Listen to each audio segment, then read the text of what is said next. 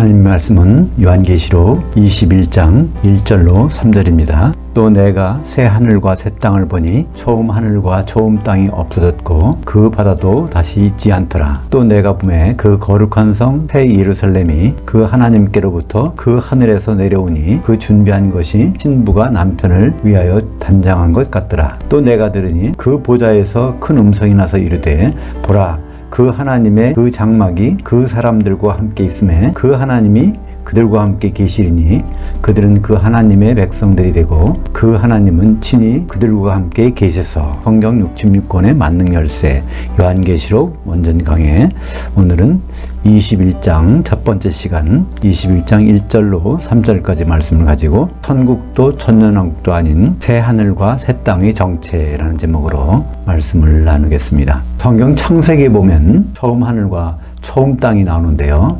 요한계시록 21장에는 새 하늘과 새 땅이 나옵니다. 창세기 1장 1절에서 창조된 것이 하늘들과 땅입니다.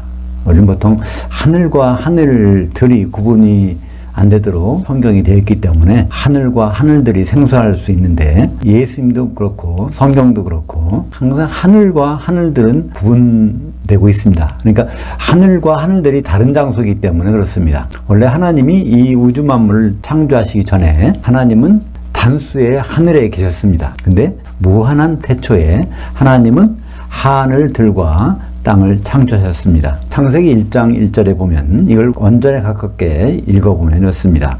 무한 태초에 삼위일체 하나님이 그 하늘들과 그 땅을 창조하시니라. 그래서 처음부터 시작점이 어디냐면은 우리 인간이 정할 수 없는 그 시점, 그 먼 시점에서 창조했다고 말씀하고 있습니다. 그러니까 베레시트라는 히브리 말은요, 베는 뭐뭐새 어느 때 그런 뜻이고 레시트는 머리라는 뜻과 처음이라는 뜻이 있습니다.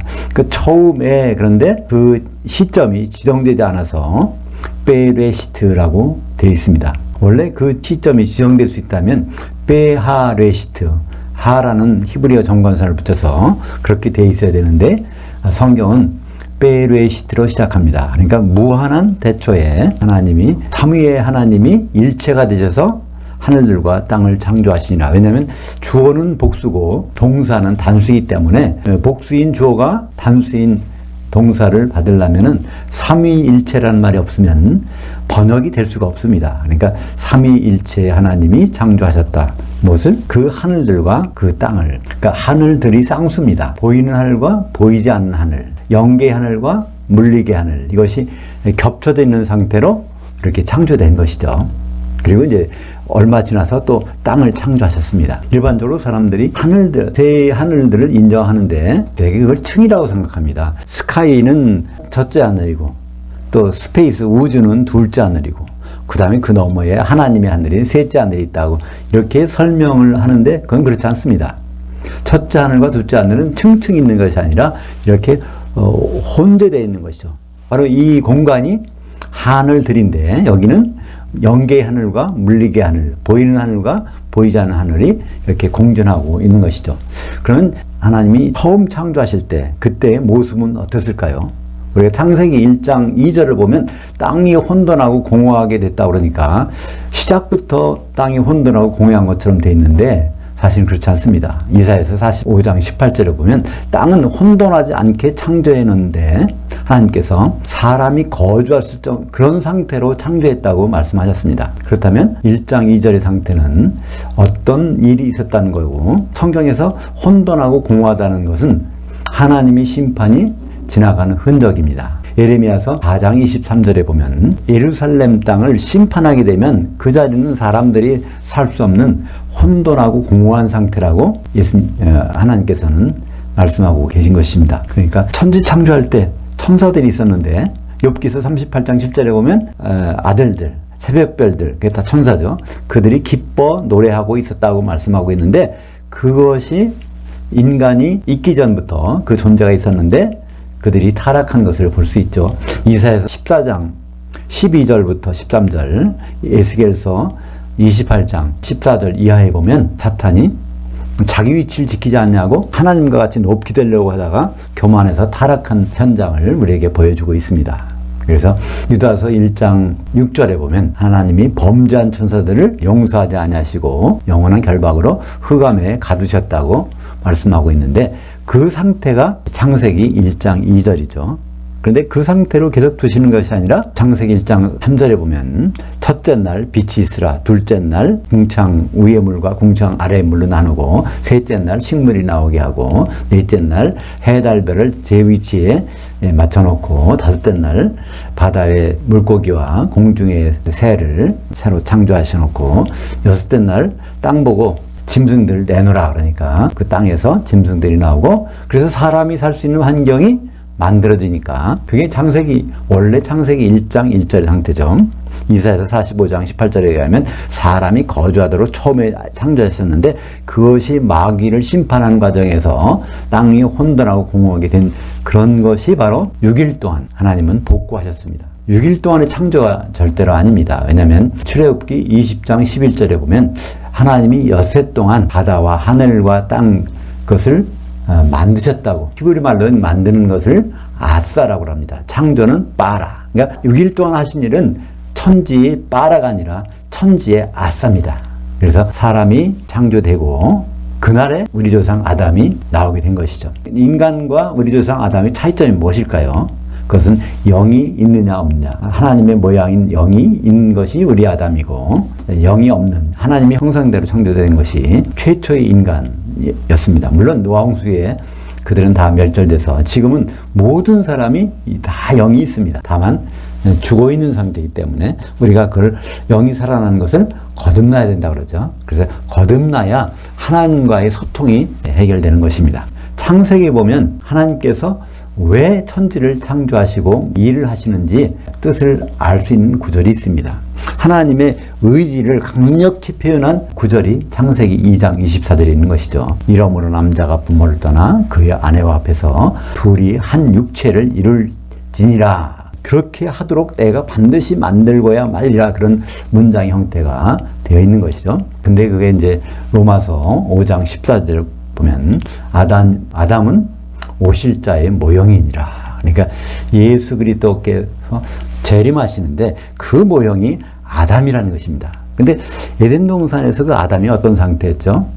돕는 배필이 없으니까 하나님이 좋지 않아서 돕는 배필을 지으리라 하고 아담의 갈비뼈를 뽑아서 피를 내서 하와를 만들어 오니까 아담이 이 내 살 중에 살이요 내 뼈 중에 뼈라. 그러면서 이제 그것이 나온 다음에 창세기 2장 24절 이렇게 남자가 부모를 떠나 그 아내와 합해서 한 몸을 이루도록 반드시 하고야 말리라는 그 선언을 하셨는데 그 선언이 이루어지는 과정이 천지창조 이후에 새하늘과 새 땅 이 사이에 그것이 이루어진 것입니다. 그래서 이 천지창조를 했을 때 하나님의 계획을 발표하던 그것이 바로 어디였을까요? 바로 에덴 동산입니다. 에덴이라는 뜻은 하나님의 기쁨이라는 뜻이고요. 동산이라는 것은 히브리 말로 깐인데 깐이라는 것은 울타리가 쳐져 있는 곳이라는 뜻입니다. 이것을 헬라어로 파라데이소스죠. 에덴 동산이라는 것은 바로 하나님의 낙원을 의미하는 건데 창세기 3장에 가면 아담과 하와가 범죄해서 에덴 동산에서 쫓겨나는 장면이 나오죠. 근데 하나님은 쫓겨내시고 그대로 마는 것이 아니라 그것을 이제 다시 회복시켜서 돌아오게 하십니다. 아담은 그리스도의 모형이라고 그랬죠. 그러니까 그리스도와 함께 우리가 에덴 동산의 실체로 들어가는 것이 바로 이 새 땅으로 오늘 본문에 나오고 있는 것입니다. 우리는 이 하나님이 창조하신 이 우주 만물이 참 아름답고 살기 좋고 그런 것 같죠. 근데 새하늘과 새 땅은요 이거에 비할 바가 안 된다는 것입니다. 그러니까 새하늘과 새 땅이 되면 이전 하늘과 이전 땅은 생각도 안 난다는 거예요. 근데 이 새하늘과 새 땅 이것이 어떤 말일까요? 사실은 원래 하나님의 하늘이 있었는데 단수입니다. 근데 하늘들을 창조하셨잖아요. 만약에 설악산에 갔는데 호텔에 묵었습니다. 근데 창문 열어보니까 아침에 이게 안개가 뿌옇게 껴 있어요. 그러면 그 앞에 아름다운 그 단풍이 안 보일 거 아닙니까? 근데 안개가 싹 사라지면은 바로 그 앞에 있던 단풍이, 멋있는 단풍이 보이는 것처럼 이 하나님 창조하신 우주 안에 우리가 있기 때문에 그렇지, 우주가 싹 사라진다면 거기에 원래 하늘, 그것은 이제 성경에서는 셋째 하늘이라고 그러죠. 그 하늘이 나타나고 그 속에 뭐가 있는 것을 궁금하지 않습니까? 그런데 그것을 셋째 하늘을 가서 본 사람이 있어요. 또 셋째 하늘 속에 들어가서 하나님의 낙원까지 본 사람이 있단 말입니다. 그것이 고린도후서 12장 2절에 있습니다. 내가 그리스도 안에 있는 한 사람을 아노니 그는 14년 전에 셋째 하늘까지 이끌려갔던 자라. 셋째 하늘이라면 두 개의 하늘을 통과한 것이죠. 하늘들을 통과한 것입니다. 이 우주를 벗어나면 거기가 셋째 하늘이에요. 거기까지 갔다고 되어 있습니다. 근데 4절에 보면 고린도후서 12장 4절에 보면 그가 낙원 속으로 이끌려가서 첫 번째는 어디까지 갔냐면 셋째 하늘까지 갔는데 그 다음엔 더 거기 속으로 들어가서 낙원 속으로 이끌려갔다고 했습니다. 그러니까 셋째 하늘까지는 헤오스라는 전치사를 씁니다. 셋째 하늘까지. 그 다음에 낙원 속으로는 에스라는 전치사. 그 안으로 들어갔다는 얘기입니다. 어떤 분들은 이걸 고린도후서 12장에 있는 내용을 이렇게 해석해요. 12장 2절은 셋째 하늘. 그리고 12장 4절은 또 다른데 낙원에 이렇게 말씀하시는데 이것은 옳은 말씀이 아닙니다. 전치사가 달라요.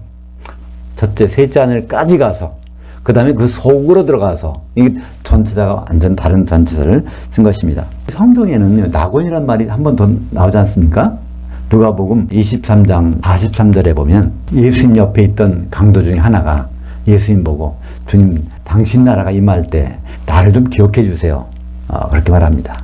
그러니까 예수님이 거기서 말씀하시는 게 내 나라 천년왕국 때까지 기다릴 필요가 없다는 거예요.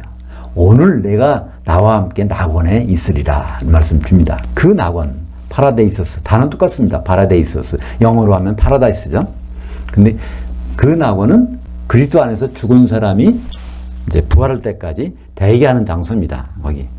그러니까 이 낙원과 셋째 하늘에 준비되어 있는 낙원하고는 전혀 별개의 것이죠. 그러니까 주님이 가셨던 그 강도를 데리고 가셨던 낙원은 셋째 하늘이 아니라 어디 있던 겁니까? 사도행전 2장 31절에 보면 다윗이 이제 그 고백을 했다는 거예요. 다윗이 고백하기를 주께서 예수님이 죽어서 음부에 그냥 버려지지 않고 다시 거기서 살림을 받는다는 얘기입니다. 그러니까 예수님이 낙원에 가셨는데 근데 그것을 음부라고 그래요. 근데 베드로전서 1장 19절에 보면 예수님이 옥에 있는 영들에게 복음을 선포했다고 되지 않습니까? 그러니까 예수님은 음부에 가셨는데 음부 중에 한 자리가 바로 낙원이고 거기에 또 노아 홍수 때 죽은 사람들의 영이 있는 곳이 옥이라고 되어 있습니다. 그래서 하늘들, 창조된 하늘들 내의 음부 속의 장소에 죽어서 갔다가 오신 것이지 셋째 하늘은 그때는 안 가셨습니다. 요한복음 3장 13절에 보면 예수님이 그런 말씀하세요. 셋째 하늘, 그 단수의 하늘에서 내려온 인자 외에는 다시 그 셋째 하늘, 단수의 하늘에 올라간 자가 없느니라 이렇게 말씀하고 계십니다. 그러니까 그 셋째 하늘은 인간으로서 사람으로서는 지금 아무도 없어요. 에녹이 들림받아서 셋째 하늘 갔다 그러는데 그건 거짓말입니다. 예수님이 그렇지 않다고 그러는데 그게 옳겠어요? 에녹도 하늘들 가운데 아브라함의 품이라는 그 사망 가운데 있는 것이죠. 그래서 이 셋째 하늘에 지금 있는 그 낙원의 모습을 요한계시록에서는 이렇게 소개하고 있습니다. 요한계시록 2장 7절에 보면 귀 있는 자는 그 영이 교회들에 가시는 것을 들을지어다. 이기는 자에게는 내가 그 하나님의 그 낙원에 있는 생명나무의 열매를 주워 먹게 하리라. 그러니까 하나님의 그 낙원, 강도가 죽어서 가 있는 낙원이 아니라 셋째 하늘에 있는 그 깊이 들어가서 있는 거기에 있는 생명나무를 주워서 먹게 하리라 하고 말씀하고 있는 것이죠. 또 요한계시록 22장 19절에 보면 만일 누구든지 이 두루마리 예언의 말씀들을 해서 제하여 버리면 그 하나님이 이 두루마리에 기록된 생명나무와 및 그 거룩한 성에 참여함을 제하여 버리시리라. 여기 보면 그 생명나무, 근데 그 생명나무 어디 있어요? 거룩한 성이 있다는 거예요. 새 예루살렘. 그러니까 우리는 여기서 이걸 연결해 보면 어떻게 되죠? 셋째 하늘에 그 생명나무가 있는 낙원이 있는데 그것이 새 하늘과 새 땅이 되면 새 땅으로 내려와서 그 새 땅이 새 예루살렘인데 그곳에 생명나무가 있다는 것이 아닙니까? 지금 우리는 비록 거기까지 가서 볼 수는 없지만 바울이 가서 확인한 그 생명나무가 있는 셋째 하늘에 있는 낙원을 우리는 기다리고 있는 것입니다. 2절 볼까요? 요한계시록 21장 2절. 또 내가 보매 그 거룩한 성 새 예루살렘이 그 하나님께로부터 그 하늘 셋째 하늘에서 내려오니 그 준비한 것이 신부가 남편을 위하여 단장한 것 같더라. 사도 요한이 본 것은요, 안개와 같이 이 하늘들이 다 없어지니까 거기에 하늘이 보여요. 그것을 사도 요한이 보기에는 전혀 본 적이 없는 하늘이거든요. 그러니까 새 하늘이 보이는데 거기 새 땅이 있다는 것입니다. 근데 그 새 땅이요, 2절에 보니까 그것이 새 예루살렘으로 보이는 거예요. 바로 이 새 땅이 바로 새 예루살렘이라는 것을 알 수 있습니다. 근데 그 새 예루살렘이 또 뭐가 됩니까? 어떤 모습이냐면 신부가 남편을 위해서 단장한 것 같더라. 그러니까 어린 양의 신부 예수 그리스도께서 혼인하시는데 그 혼인한 그 신부가 새 예루살렘이고 새 땅이라는 것입니다. 우리가 이것을 육신을 가지고 있는 물리계의 세상에서는 이것을 상상하기가 힘들어요. 우리가 부활할 때는 영의 몸으로 부활하지 않습니까? 이때는 그 몸들이 시시때때로 변하게 됩니다. 노예가 뽕잎을 먹고 있을 때는 평면을 움직이지 않습니까? 근데 이게 꼬치 속에 들어갔다가 이제 나올 때는 다시 누에로 나오는 것이 아니라 날아다니는 나비로 나오니까 그 누에의 세계와 나비의 세계는 전혀 다른 세계죠. 그것처럼 우리가 이제 새 하늘과 새 땅에서 그것을 느낄 때는 전혀 다른 세계가 되는 것입니다. 요한계시록 21장 9절 10절을 보겠습니다. 그 일곱 천사들 중 하나가 나와서 내게 말하여 이르되 이리 오라. 내가 그 신부 곧 어린 양이 그 아내를 내게 보이리라 하고 나를 영으로 데리고 크고 높은 산으로 올라가 그 하나님께로부터 내려오는 그 거룩한 성 예루살렘을 보이니. 다시 한번 나옵니다. 오늘 21장 2절에 나왔던 그 새 예루살렘이 셋째 하늘에서 내려오고 있는 그 새 예루살렘인데 그게 바로 어린 양과 혼인한 신부라는 것입니다. 요한계시록 21장 14절 보면 그 성, 새 예루살렘 성의 성곽에는 12 기초석들이 있고 그 외에는 어린 양의 12사도들이 그 12 이름들이더라. 그러니까 새 예루살렘은요 성곽인데 그 밑에 12 기초석이 있는데 그 사도들의 12 이름이 박혀 있다는 것입니다. 교회가 어떻게 세워졌죠? 예수님은 교회를 어떻게 세우신다고 말씀하셨습니까? 마태복음 16장 18절에 너는 베드로라 이 반석 위에 내 교회를 세우리니. 그때 베드로 이것은 페트로스는 남성명사 반석 조각입니다. 근데 예수님은 반석 쪽에다가 교회를 세우시는 것이 아니라 이 반석, 이렇게 생긴 반석, 이렇게 이루어진 반석, 반석은 페트라입니다. 여성명사. 그러니까 페트로스들이 온전히 모아지면, 사도들이 12조각이 온전히 모아지면 그 위에다가 교회를 세우겠다고 말씀하신 것입니다. 그것이 바로 에베소서 2장 24절에 나오는 너희는 사도들의 기초석 위에 세우심을 입은 자라. 교회는 사도들의 기초석 위에 세움을 입었다는 것입니다. 다시 말해서 사도들의 말씀 하에서 그것이 만들어진다는 것이죠. 다른 표현으로는 어떻게 말씀하고 있을까요? 고린도후서 11장 2절에 사도 바울이 그럽니다. 나는 중매쟁이인데 너희들을 한 남편이 그리스도께 드리려고 중매했다는 것입니다. 그때 너희들이라는 것은 성도들이고 교회거든요. 교회와 그리스도의 관계, 그것을 연결시키는 그 역할이 바로 사도들인 것입니다. 믿음의 사람들을 소개한 것이 히브리서 11장에 가면 만납니다. 그리고 믿음의 선배들이 쭉 거론이 돼요. 거기에 이제 아벨부터 에녹, 노아, 아브라함, 그 다음에 이제 이삭, 야곱, 모세가 쭉 나오는데 그 믿음의 쟁쟁한 믿음의 선배들이 나오는데요. 그들은 무엇을 바라보면서 신앙생활을 했을까요? 그들은 결국 죽었습니다. 그죠? 대부분 뭐 부자로 살다 죽은 게 아니에요. 거기 보면 히브리서 보면은요, 거기는 갇힌 핍박을 받다가 그냥 죽어버렸어요. 근데 그들은 소망이 있었다는 겁니다. 그 소망이 무엇일까요? 히브리서 11장 10절. 이는 그가 아브라함이 그 하나님이 계획하시고 지으실 그 기초석들이 있는 그 성을 바랐습니다. 새 예루살렘 보면 기초석이 12개가 있고 거기 사도들이 박혀 있는데 그 성이라는 거예요. 아브라함은 그 예루살렘 성을 들어갈 것을 소망하고 믿음으로 살다가 죽었던 것입니다. 히브리서 11장 16절. 아브라함뿐만 아니라 히브리서 11장에 나오는 믿음의 사람들은요, 그들은 그들이 이제는 더 나은 본향을 사모하니 곧 하늘에 속한 것이라. 이러므로 그 하나님이 그들이 하나님이라 일컬음을 받으심을 부끄러워하지 아니하시고 그들을 위하여 한 성을 예비하셨느니라. 이게 바로 새 예루살렘 성인 것입니다. 그러니까 구약 성도들은요, 새 예루살렘에 들어갔으면 참 좋겠다. 그 소망을 가지고 살다가 죽어서 지금 아브라함의 품에 사망 가운데서 기다리고 있는 것입니다. 근데 히브리서 11장은 그 사람들을 소개하는 것이 아니라 히브리서 11장은 바로 우리 신약시대의 성도들의 마음 자세를 다짐해 주고 있는 것입니다. 히브리서 11장 40절, 이는 그 하나님이 우리 신약 성도들을 위하여 더 좋은 것을 예비하였은즉 우리가 아니면 그들 구약 성도들로 온전함을 이루지 못하게 하려 하심이라. 구약 성도들의 꿈은요, 새 예루살렘 성에 들어가는 거예요. 근데 그 꿈이 바로 신약 성도들이 아니면은 그게 안 된다는 겁니다. 그렇다는 얘기는 무슨 말일까요?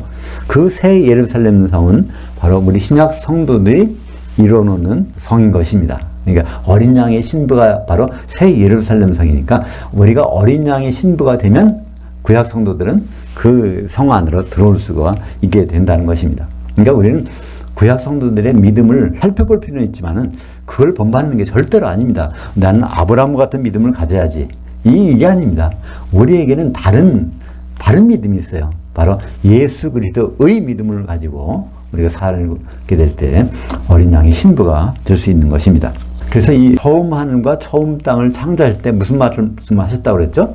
창세기 2장 24절, 남자가 부모를 떠나 그 아내와 앞에서 한 육체를 이룰지로다 했던 그것이 바로 하나님의 결심인데, 하나님은 그 의지를 표출하기 위해서 통치를 하십니다. 천국 통치는 바로 지금 이 시간에 이루어지고 있는 거예요. 천국이라는 말은요, 하늘들, 쌍수의 하늘입니다.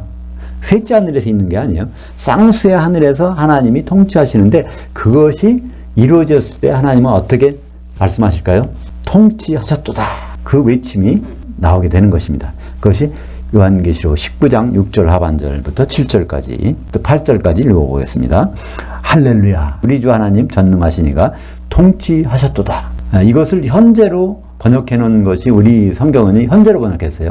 하나님 아버지께서 그때 가서 통치하시는 것으로 번역했으니까 얼마나 잘못된 번역입니까? 통치를 완성했다고 번역해야지 통치를 하고 계시다고 번역하면 안 되잖아요. 통치가 완성된 그 결과를 보니까 요한계시록 19장 7절에 우리가 즐거워하고 크게 기뻐하며 그에게 영광을 돌리세 그 어린 양이 혼이 이르렀고, 하나님 통치가 끝났어요. 그럼 거기에 어떤 결과가 나왔을까요? 어린 양의 혼, 교회가 준비되었고 혼인하는 그 장면이 있다는 것입니다. 근데 그 아내, 한 아내가 자신을 준비했으므로, 그러니까 예수님의 결혼식은요, 한 신랑과 한 신부의 결혼입니다. 많은 기독교인들이 이걸 오해를 하죠. 각자가 잘 준비하면 예수님과 혼인할 수 있게 되겠다고 그래서 다 각자가 신부들이에요. 근데 신부가 막 수백 명, 수천 명, 수만 명이 되는 것처럼. 그런데 그렇지 않습니다. 신부는 딱 하나입니다. 그러니까 우리가 할 일은요, 모든 성도들이 하나가 될 수 있도록 하는 일이 바로 성도들이 할 일입니다. 그 일은 어떻게 될까요? 바로 성령께서 그렇게 해주시는 것이죠. 성령의 기름을 준비하면 에베소서 4장 3절 평안의 맨줄로 성령의 하나 되게 하신 것을 힘써 지키라. 그러니까 성령은 우리가 기름 준비만 하고 있으면 이제 주님을 만나서 거기서 한 신부를 이루어지게 해주신다는 것이 요한계시록 19장 6절, 7절, 8절입니다. 그래서 한 세마포옷이 있는데 그 세마포옷은 성도들의 의로움들이더라. 그러니까 한 성도들이 이기는 자들이 한 세마포옷을 입고 있는 장면이 어린 양의 혼이 된 것입니다. 그런데 우리가 이제 그것이 천국이 이제 있고 천년왕국이 있고 그 다음에 새하늘과 새 땅이 있는 것입니다. 그러니까 순서가 그렇게 돼 있어요.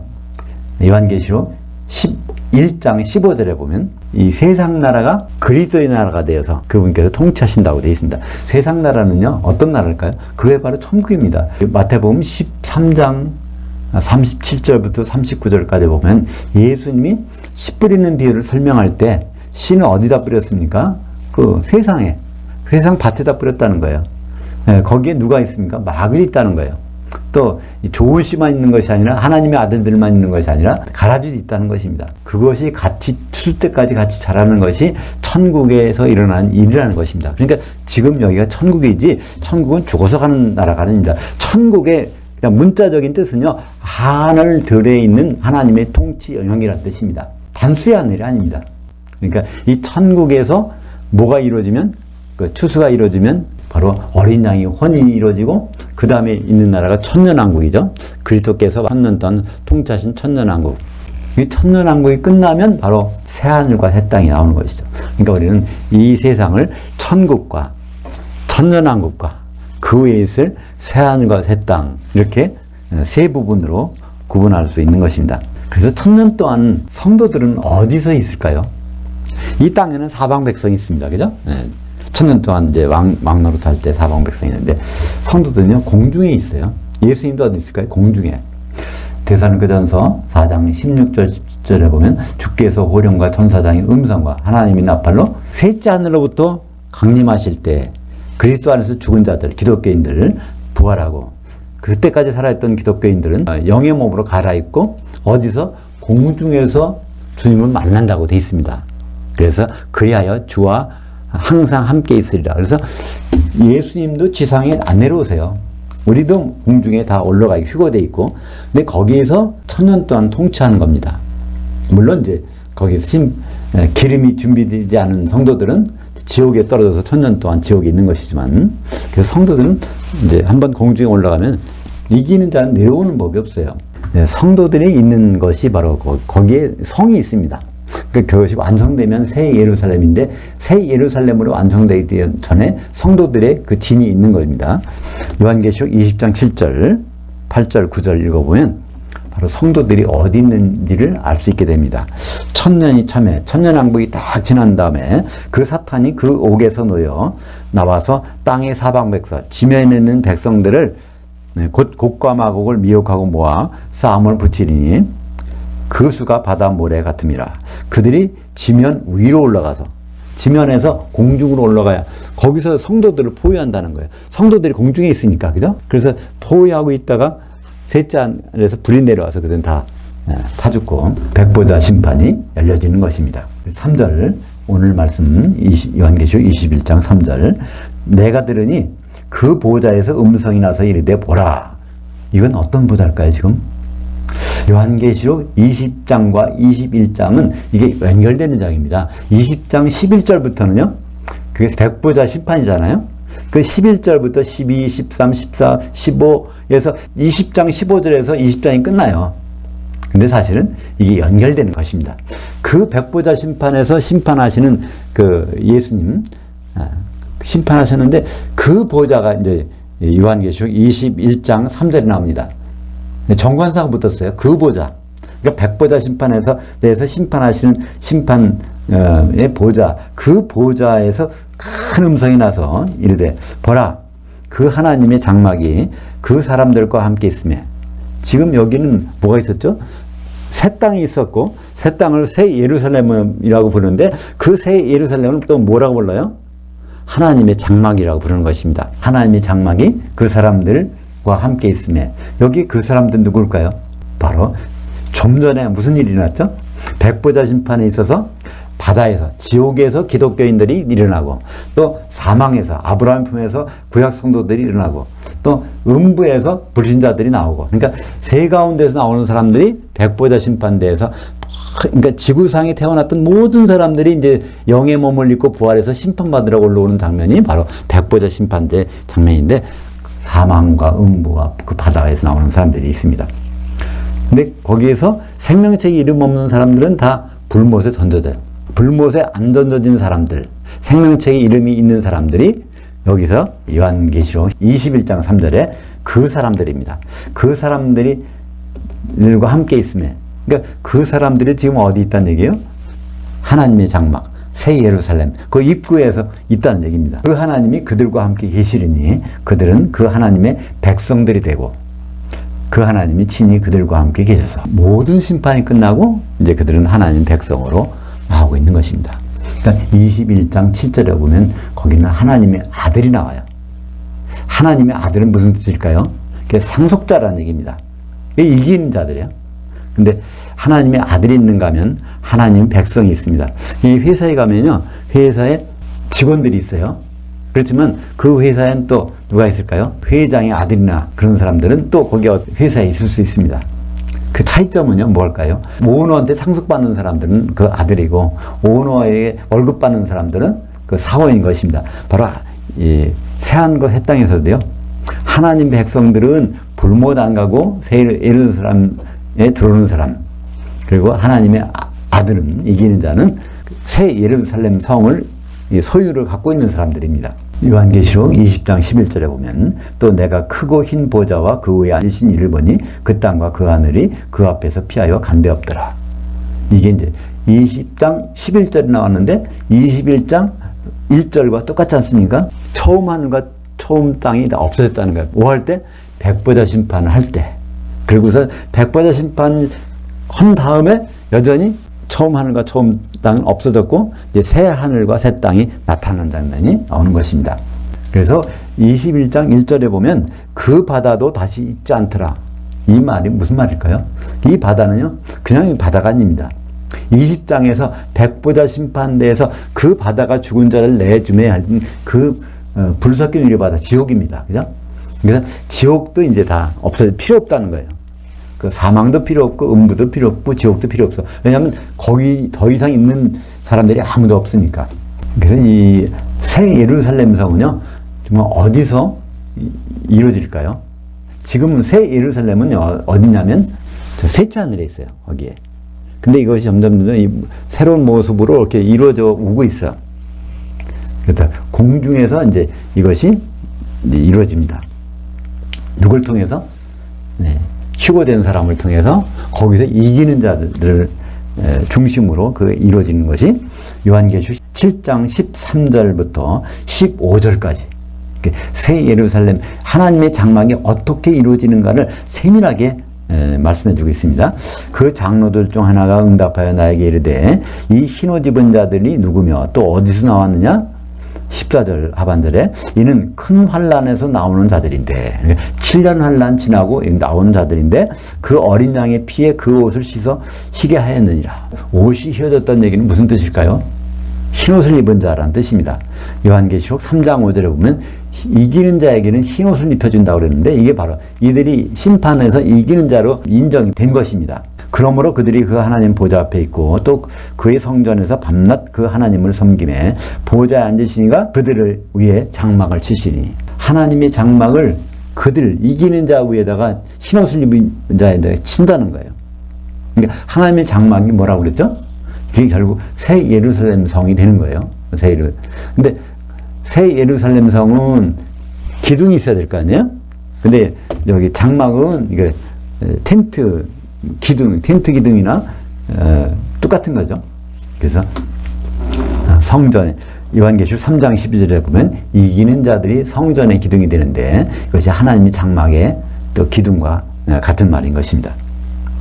그래서 이 교회는 바로 새 예루살렘으로 향해 가고 있는 거예요. 교회가 점점 그런 모습으로 가고 있는데 그 교회는 그냥 이 사람들이 모여있는 사교, 친교하는 집단이 아닙니다. 사도행전 20장 28절 하반절에 그 하나님 예수 그리스도께서 자기 피로 사신 교회를 보살피게 하셨느니라. 그러니까 교회는요 그냥 이 사람들이 모여있는 게 교회가 아니에요.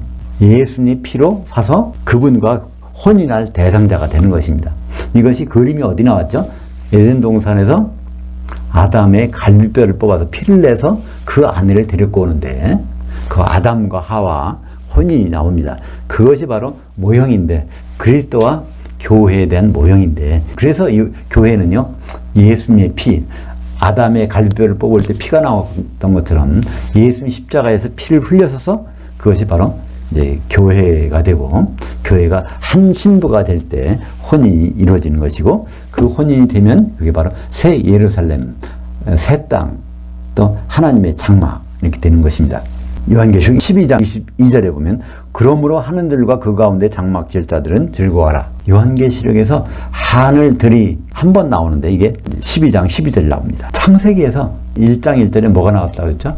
하늘들. 하나님이 창조하신 이 우주, 하늘들 나오는데 요한계시록의 12장 12절에 보면 그 하늘들에 가서 장막 칠 자가 즐거워하라는 거예요. 이게 바로 하늘들이 거기 있는 공중입니다. 공중에 올라갔잖아요. 성도들이, 이기는 자들이 거기서 하나님의 장막을 그 위에다 친다고 그랬으니까 그 소망이 있는 자들은 즐거워하라는 것입니다. 우리가 그 소망이 있다면 이 세상에 앞으로 7년 환란 동안도 견딜 수가 있단 말입니다. 그러면서 그 땅과 그 바다가 화했을진저, 그러니까 그 땅과 그 바다는 교회와 세상, 예수 믿는 사람들이 있는 곳에는 7년 동안 화가 있다는 거예요.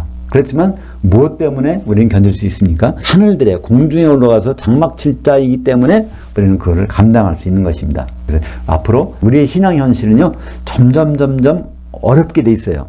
왜냐하면 마귀가 자기의 때가 얼마 남지 않은 줄 알므로, 그러니까 7년 환란 동안밖에 마귀는 활동을 하지 못하니까 분내에서 너희에게 내려갔습니다. 이때 너희가 바로 기독교인들, 성도들이거든요. 성도들한테 직접, 그러니까 교회 속에는 마귀가 내려오고 거기 귀인들이 아주 드글드글합니다. 앞으로 점점 심할 거예요. 요한계시록 18장 2절에 보면 교회가 어떻게 된다고요? 큰 성 바벨론이 그 귀신들의 처소가 되고 더러운 영들의 옥이 되고 더럽고 가증한 새들의 옥이 된다고 돼 있어요. 우리가 그런 일을 당할 때마다 이상한 일이 아닌 것이 아니라 성경이 기록된 대로 되고 있구나, 이것만 쭉 참으면은 바로 공주 하늘들에 올라가서 장막을 치겠구나, 그 소망이 우리에게 있는 것입니다. 요한계시록 15장 2절에 보면 또 내가 보니 불이 섞인 유리와 같은 것이 있고 그 짐승과 그의 우상과 그 이름의 수를 벗어난 이기는 자들. 성경에는 아까 요한계시록 12장 12절에 하늘들이 한 번 나온다고 했죠. 또 이기는 자들이라는 복수가 한 번밖에 안 나요. 성경에. 어디에? 15장 2절에. 그 이기는 자들이 누굽니까? 요한계시록 2장 26절에 바로 이기는 자, 곧 예수님의 일들을 끝까지 지켜보는 자. 예수님 마지막 일은 혼인잔치 만찬에 들어가서 혼인하는 거 아닙니까? 혼인잔치 만찬까지 들어갈 수 있는 자를 이기는 자라고 돼 있어요. 그러니까 이기는 자는 성경에 여러 번 나오죠. 요한계시록 2장과 3장에 보면 각 교회에서 말하고 거기에 7번 이기는 자들이 나옵니다. 근데 그 이기는 자들이 단수로 나왔는데 그들이 한꺼번에 모이는 때가 있어요. 심판받고 나면 다 양과 염소 가르지 않습니까? 거기서 장성한 양이 이기는 자들인데 그 이기는 자들, 유리바다 위에서, 불 섞인 유리바다, 그러니까 지옥에 던져지지 않고 그 위에서, 공중에서 하나님을 찬양하는 그 장면이 요한계시록 15장 2절에 있는 것입니다. 그래서 앞으로 새하늘과 새 땅, 새하늘은 뭐라고 그랬죠? 이 하늘들이 없어지면 나타나는 탄수의 하늘, 예수님이 계시던 하늘. 새 땅은 무엇입니까? 새 땅은 거기서 쭉 내려오는데 바로 새 예루살렘, 다른 말로 하나님의 장막, 이기는 자들이 거기에 기둥이 돼서 이루는 하나님의 장막. 그것이 다 이루어지면 거기에 하나님 백성들이 들어옵니다. 무슨 백성들이요? 백보자 심판대에서 생명책 이름이 있어서 불못에 안 가는 사람들이 그 안으로 들어오게 됩니다. 우리들은 어떤 데 소망을 갖고 있습니까? 그 백성들이 아니라 바로 새 예루살렘 성을 이루는 그 기둥이 되는 그런 위치에서 주님과 혼인하는 어린 양의 신부로서 새 예루살렘 성에서 그 백성들을 맞는 그 자리에 우리가 있어야 될 것입니다. 기도하겠습니다. 하나님 아버지 감사합니다. 우리는 지금 하나님 아버지의 통치 가운데서 이 천국에서 지내고 있습니다. 여기는 마귀도 있고 가라지도 있고 그렇기 때문에 여러 가지 어렵고 힘든 일이 있지만은 앞으로 주님이 오시면 마귀가 없는 천년왕국에서 통치할 수 있는 귀한 기회가 주어지는 것을 알 수 있습니다. 근데 거기에 더해서 이제 앞으로 새 하늘과 새 땅이 우리에게 나타날 텐데 그때 새 땅인 새 예루살렘 성을 이루는 어린 양의 신부가 될 수 있도록 인도하여 주시옵소서. 예수님 이름으로 기도합니다. 아멘.